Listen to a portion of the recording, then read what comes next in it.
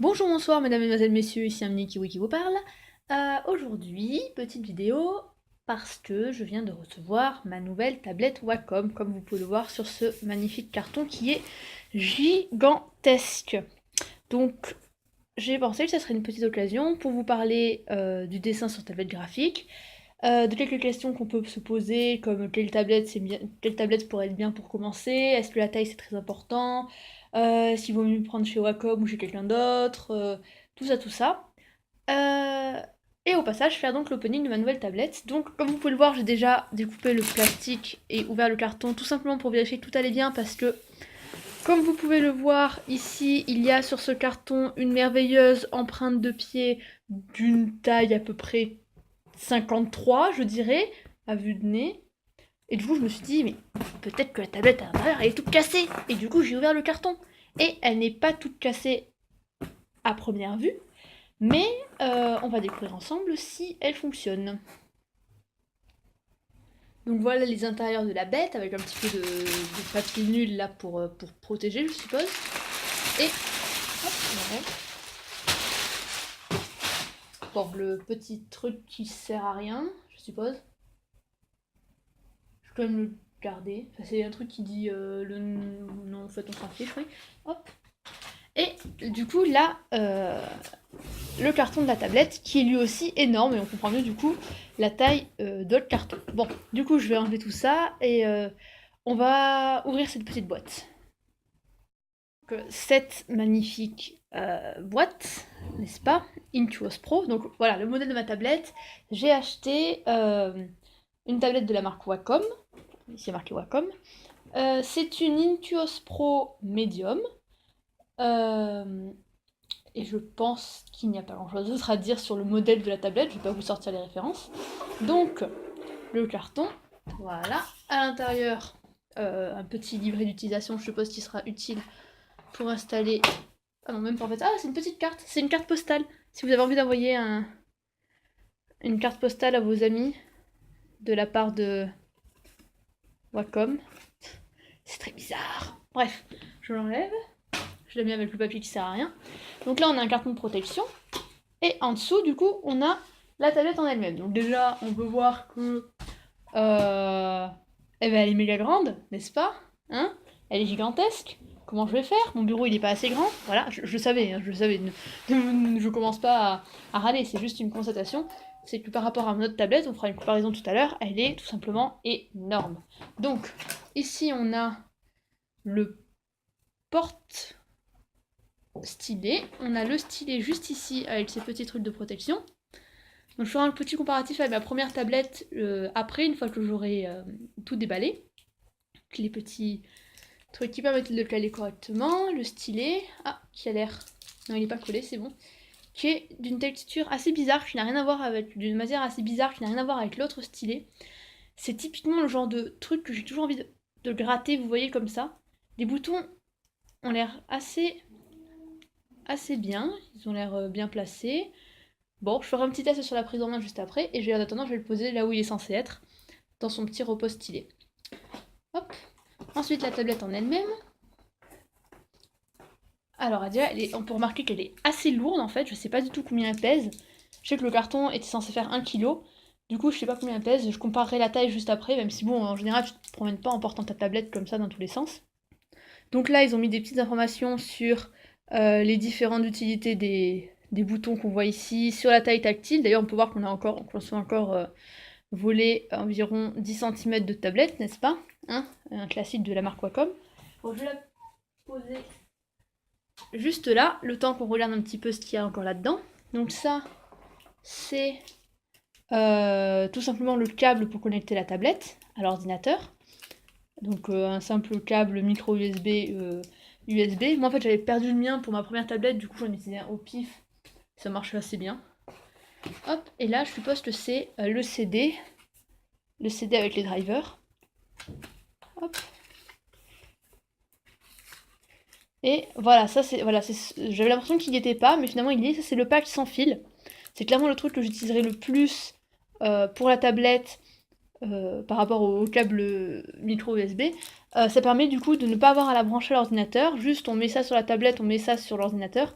et ça fonctionne comme les souris sans fil, quoi. Donc là, c'est la batterie. Je sais pas si la batterie est déjà dans la tablette et que ça, c'est une batterie de rechange ou s'il faudra l'installer.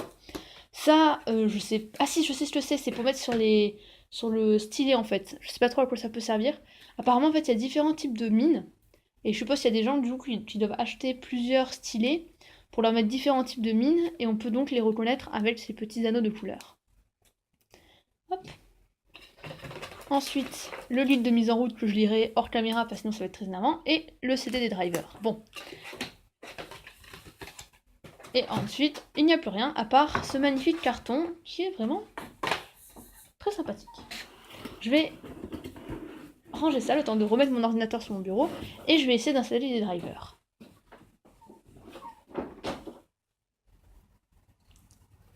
Bon, alors, non seulement j'ai installé les drivers, mais il s'est aussi écoulé genre 20 heures. En fait, j'ai passé la soirée à dessiner avec la tablette pour la prendre un peu en main et pour pouvoir vous donner un avis objectif qui ne sera pas entaché par le fait que j'aurais pas tenté toutes les fonctionnalités encore si j'en oubliais. Donc, on va faire un petit dessin ensemble et je vais vous dire ce que j'en ai pensé. Donc j'ai décidé qu'aujourd'hui j'allais dessiner pour une fois un de mes bébés, c'est-à-dire que je vais dessiner ma Gunji, c'est une espèce fermée, ma Gunji Jimmy. Voilà, donc on va dessiner Jimmy. Alors, première chose qu'on peut remarquer, c'est qu'en fait, finalement, j'utilise le clavier. En fait, ici, sur les touches, ici, j'ai mis les raccourcis utiles. C'est-à-dire que j'ai mis ici le CTRL Z, ici j'ai mis la barre espace qui me permet de me déplacer, et ici c'est toujours le Alt qui me permet de pipoter des couleurs. Donc j'ai pas utilisé de touche pour le pinceau tout simplement parce que en retournant ici j'ai la gomme, si je ne m'abuse. Peut-être que c'est pas le cas sur Sai. Ah ouais, c'est pas le cas sur Sai, voilà, donc ça c'est un autre problème, c'est-à-dire qu'il va falloir que j'assigne une touche à la gomme, peut-être celle-ci, mais du coup ça va me faire un problème de plus. Voilà, donc je vais commencer à dessiner Jimmy.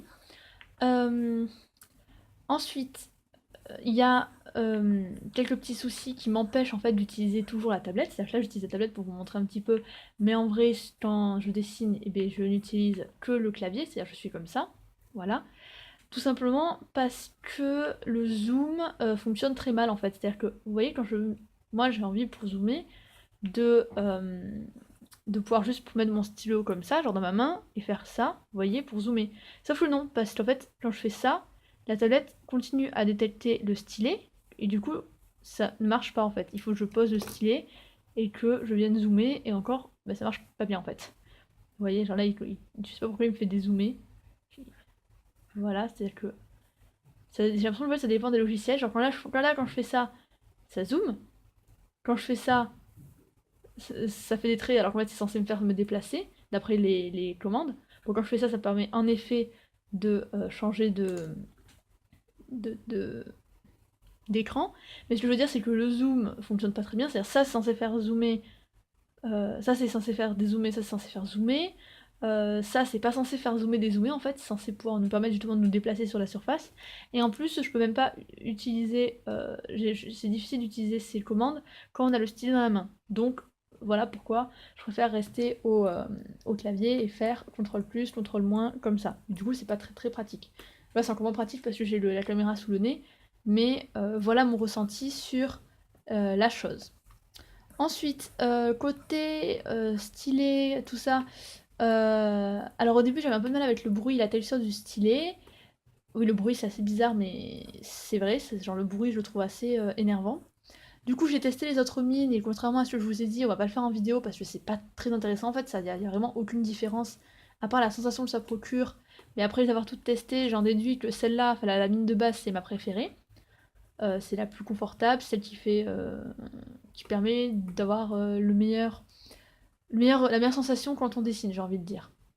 Après, peut-être il y a des personnes à qui d'autres mines plairont plus. Je pense que ça, c'est vraiment subjectif et c'est pas du tout un critère pour la qualité de la tablette. Ensuite, qu'est-ce que je voudrais dire? Ah oui, il y a toujours cette molette dont je n'ai toujours pas compris à quoi elle servait. En fait, quand on fait ça, ça change des paramètres. Et je pense en fait ça sert, comment dire, à déterminer ce que permet de faire le fait de tourner comme ça. Mais en fait, là ça veut pas du tout le faire, mais hier, genre quand je testais, quand j'avais la tablette sur ce mode et que je tournais comme ça changeait la taille de ma brosse. Hop, mais là ça veut plus le faire parce que YOLO. Non, ça veut vraiment plus le faire, d'accord.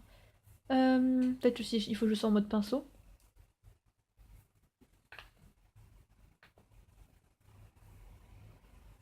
Ah d'accord, ok, ah non, ok, c'est moi qui suis débile, ok. Ok, donc en fait, ok, je retire tout ce que j'ai dit, je vais peut-être continuer à me servir de cette tablette si je réussis à trouver un moyen de me déplacer correctement sur l'image. D'accord, en fait je suis juste débile, d'accord, j'ai compris, j'ai compris. Ah par contre ça ne marche pas, le fait de pouvoir choisir le diamètre de la forme, ça ne marche pas avec ce petit truc. La rotation ne fonctionne pas non plus, il me propose d'utiliser la pipette. Je pense que ça doit avoir un rapport avec le fait que je suis en train d'utiliser Sai en fait. Je pense que sur un autre logiciel ça marcherait mieux. Voilà, c'est. En tout cas, le zoom, le dézoom avec ça fonctionne. Ok, donc le zoom et le dézoom fonctionnent. Il me reste plus qu'à trouver un moyen de me déplacer. Ah oui, bah c'est bon, en fait, j'ai installé la touche espace. Du coup, peut-être que, en effet, j'utiliserai bien les boutons rapides de la tablette dans certaines situations. Après, c'est dommage en effet que euh, le fait. Alors, si tu choisir calque, ça marche. J'ai l'impression que non, en fait, dès que je mets autre chose que zoomer, dézoomer, il me propose d'utiliser la pipette quand je fais ça. C'est dommage parce que c'était vraiment très intéressant.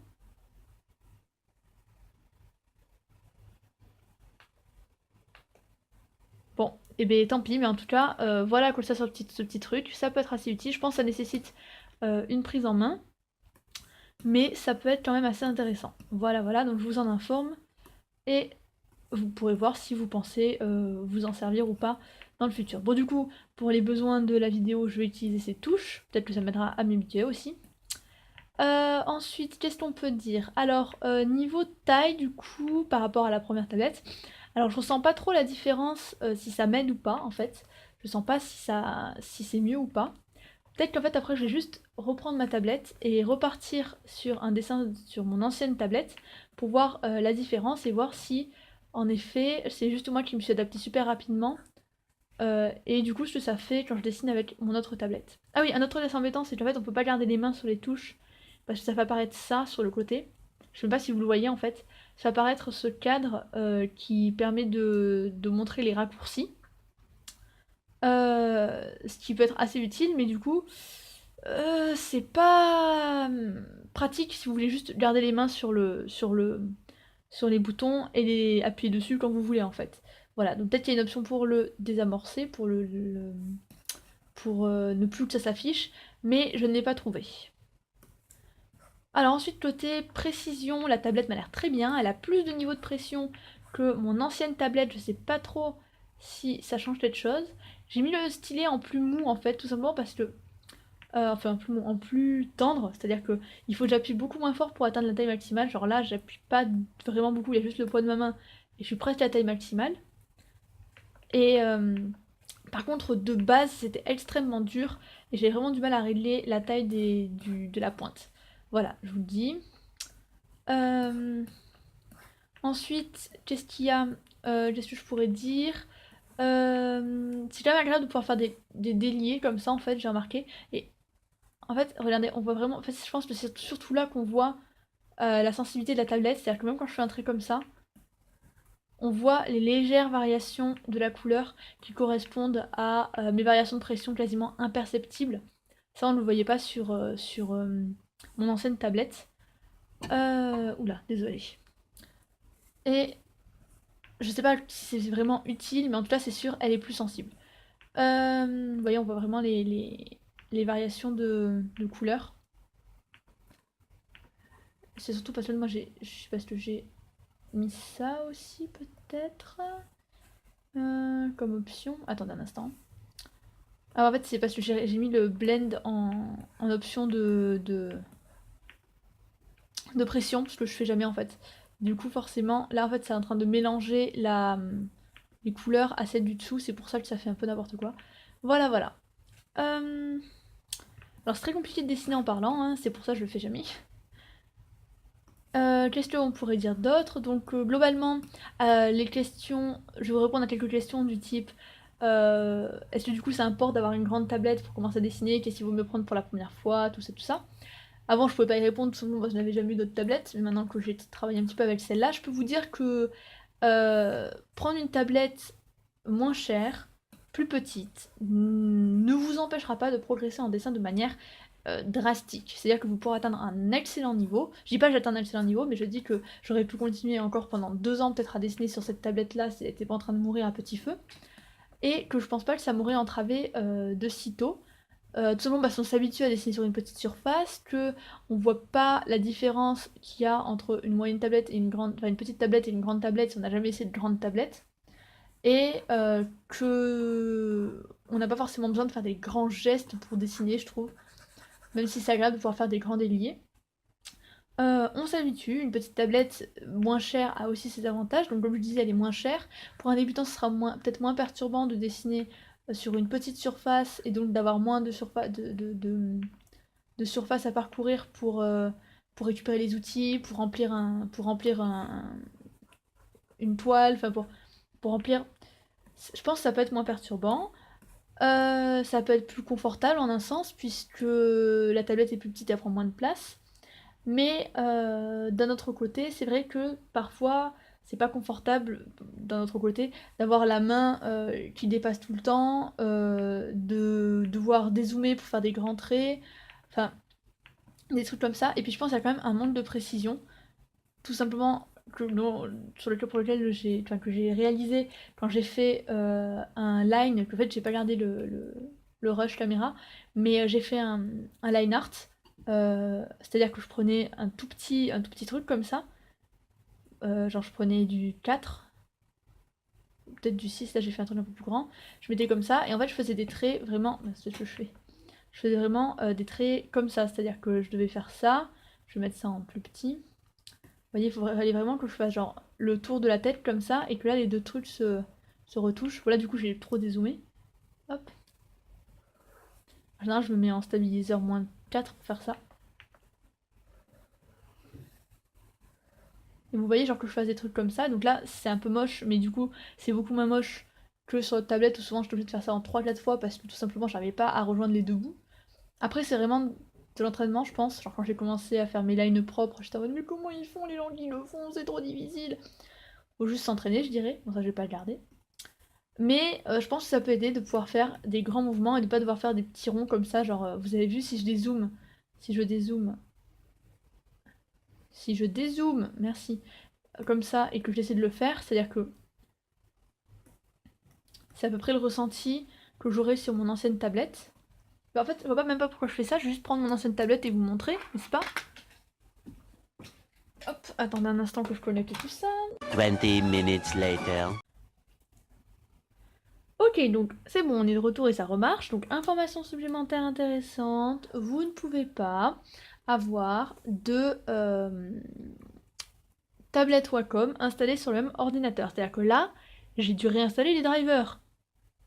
Ça m'a pris 15 minutes. Donc, message à tous ceux qui veulent changer de tablette, ne reconnectez plus jamais votre ancienne tablette, sinon vous allez devoir tout vous retaper. Et c'est pas vraiment le but de l'opération. Donc, pas de comparatif, parce que vous êtes bien gentil, mais j'ai pas envie de réinstaller à chaque fois d'abord les drivers de mon ancienne tablette, puis à nouveau les drivers de la nouvelle, pour vos beaux yeux, même si c'est vrai qu'ils sont plutôt magnifiques. Bon, je pense que j'ai dit à peu près tout ce que j'avais à dire. Par rapport à savoir si. Par rapport à la question si il vaut mieux prendre une grande tablette pour commencer, la réponse est non.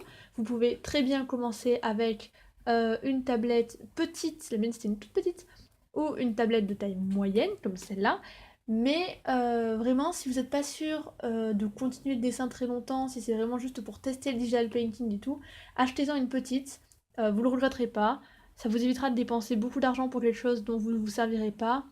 Et ça vous empêchera pas de vous améliorer jusqu'à un très bon niveau, même si l'écran est plutôt petit. Après, si vous vous sentez inconfortable et si à un moment de votre parcours d'artiste, vous sentez que vous devez avoir une tablette plus grande, évidemment, vous pourrez le faire, bien sûr. Et si comme moi vous avez l'occasion de changer de tablette et que vous vous dites que ça serait bien d'en prendre une un peu plus grande, vous pouvez évidemment le faire aussi.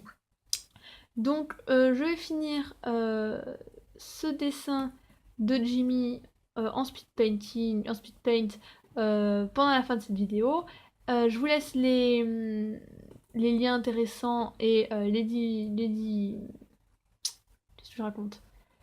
Je vous laisse les liens intéressants, genre mon DeviantArt et tout, dans la description. Vous pouvez me poser des questions dans les commentaires si vous voulez.